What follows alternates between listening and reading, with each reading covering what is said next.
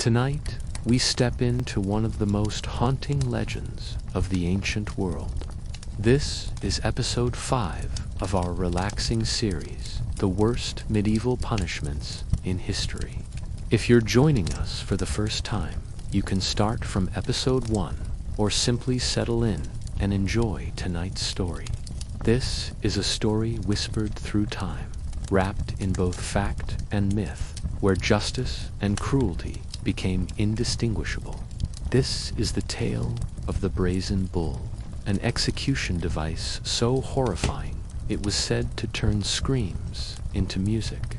Before we wander into that grim past, if you find these quiet histories worth listening to, consider leaving a like on this video, and tell me in the comments where you're listening from and what time of night it is for you right now. It's always fascinating to imagine all of us together in different corners of the world, connected by a single story. Now, dim your screens, get comfortable, and let's drift into history together. Our story begins in Achragos, an ancient city in Sicily, during the reign of Phalaris, a ruler whose name would be forever tied to cruelty. Phalaris commanded a city of wealth and art, yet he wanted fear to be part of his legacy. Phalaris was feared not just for his authority, but for his hunger to invent new forms of power that reached beyond swords and soldiers. He summoned a craftsman, Parellos, and gave him a commission unlike any other. Not a temple, not a statue to honor the gods, but a device meant to terrify men into silence. What Parellos created would become infamous, a hollow bronze bull gleaming in the Mediterranean sun. From a distance, it looked like a work of art, strong, majestic, symbolic of might, but inside, its purpose was something darker. The bull was designed to be hollow, with a door hidden in its side. Inside, a man could be placed shut away within the bronze walls. Tubes and pipes were crafted into its nostrils and mouth, so that when screams echoed inside, they emerged as the bellowing of a bull. To the ears of the crowd, it would sound as if the bronze beast itself was alive, roaring with pain. The punishment was more than execution, it was theater, a performance meant to frighten, to humiliate, and to warn anyone who dared to challenge authority. Legend says Parellos proudly explained his invention to Phalaris, boasting that the cries of the condemned would not just be heard, but transformed into a grotesque kind of music. But tyrants are fickle, and cruelty does not rest easily. The first man said to be locked inside the Brazen Bull was not an enemy of Phalaris. It was Parellos himself, the very craftsman who had designed it.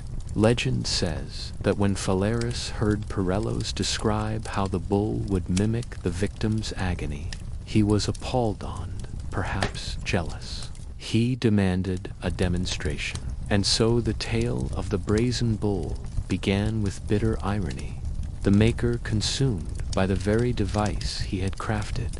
Once sealed, fire is lit beneath it, screams echo, and now the bulls roar. But when opened, Parellos emerges, alive but broken, and is thrown off a cliff in cruel irony. Whether the Brazen Bull was ever actually used remains debated. Some scholars see it as a cautionary legend, yet its symbolism is unmistakable. Art turned to torture, beauty made cruel. The bull stood not just for punishment, but for the terrifying creativity of power. Whether every detail of the story is fact or legend hardly matters. What endures is the image, a great bronze bull standing tall in a public square, its belly hiding the terrible fate of those who entered. For rulers, this was not merely about punishment, it was about control. To hear the bulls roar in the distance was to be reminded of what power could do. the Brazen Bull became a symbol, a warning carried by storytellers for centuries that cruelty could be made into spectacle, that justice could become performance, and that fear itself was sometimes more valuable to rulers than fairness or mercy. Stories say the device was used beyond Phalaris' time. Christian martyrs like Saint Eustace, Saint Antipas, and Pelagia are said to have been roasted inside the bull for their faith. Whether lionized by tradition or fact, these stories embed the bull deeper into history's memory as both cruelty and martyrdom. The bull's effect was more psychological than physical. It showed that rulers could craft death into spectacle. Long after Phalaris was gone, the Brazen Bull lived on in memory. It became part of the dark tapestry of ancient punishments, told and retold in chronicles, sermons, and fireside stories. Some said it was destroyed when the people rose against tyranny. Others said its bronze was melted down, reshaped into something more useful, more ordinary.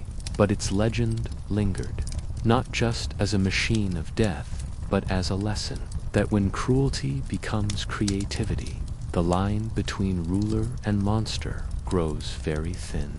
And so, as you lie there, let the sound of the bull's roar fade into silence, a sound that once filled the air with fear, now softened into a story carried by time.